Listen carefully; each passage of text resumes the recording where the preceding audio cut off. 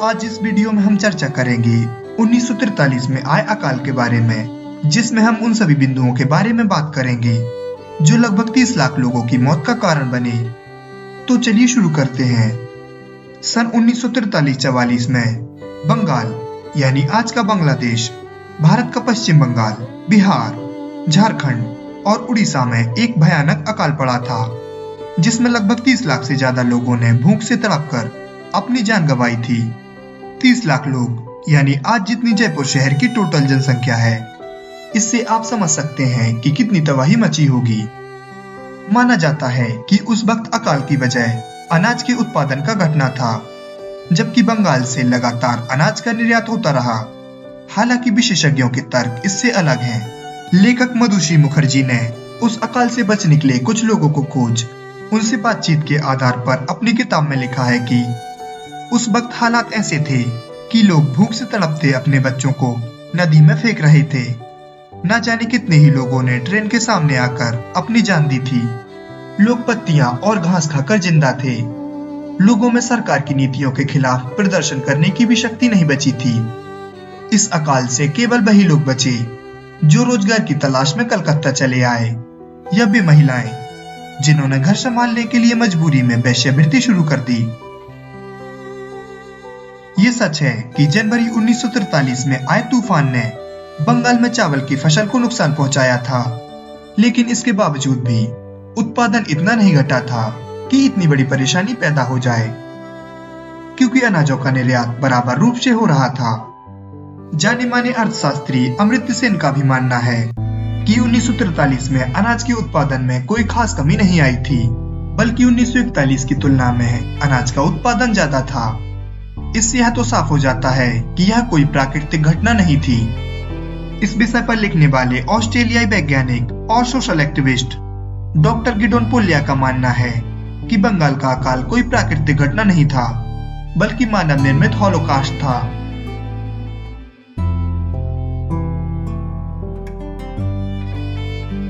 Britain के तत्कालीन प्रधानमंत्री विंस्टन चर्चिल को इसके लिए जिम्मेदार ठहराया जाता है, जिसने स्थिति से वाकिफ होने के बाद भी अमेरिका और कनाडा के इमरजेंसी फूड सप्लाई के प्रस्ताव को ठुकरा दिया था।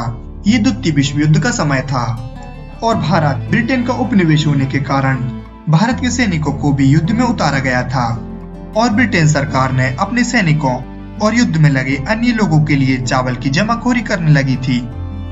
चर्चिल किस प्रकार का इंसान था, इस बात का अंदाजा आप इस बात से लगा सकते हैं कि उसने भारतीयों की मौत पर क्या कहा था। भारतीयों की मौतों पर उसका कहना था कि मैं भारतीयों से घृणा करता हूँ, वे जानवरों जैसे लोग हैं, उनका धर्म भी पशुओं जैसा है। अकाल उनकी अपनी ही गलती थी, क्योंकि वे खरगोशों की तरह जनसंख्या बढ़ाने का काम करते हैं। अकाल को लेकर चर्चिल को भारत से टेलीग्राम भेजा गया था।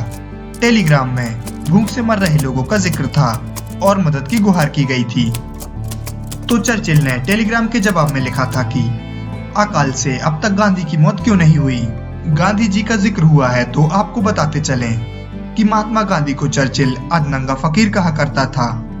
खैर, टेलीग्राम के इस मुख्तसर जवाब से यह पता चलता है कि उस नाजुक वक्त में चर्चिल के भीतर की इंसानियत मर चुकी थी।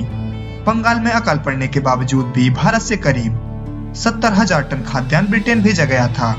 यही नहीं, इतिहासकारों के अनुसार अंग्रेजों ने भारत के बड़े हिस्से में किसानों को अनाज यानी गेहूं और चावल की खेती करने की जगह उन्हें नील और अफीम की खेती करने का हुक्म दिया, जिसे निर्यात किया जा सके और अंग्रेजों के खजाने में एक मोटी रकम कमाई जा सके।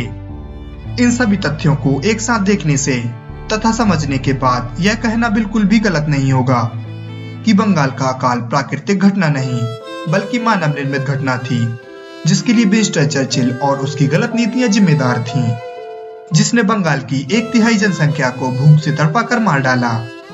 लोग इतने कमजोर हो चुके थे कि उनमें अपने मरे हुए परिजनों को दफनाने की शक्ति भी नहीं बची थी। जगह जगह लाशें बिखरी पड़ी थीं। 1943 की गर्मी से अकाल शुरू हुआ था।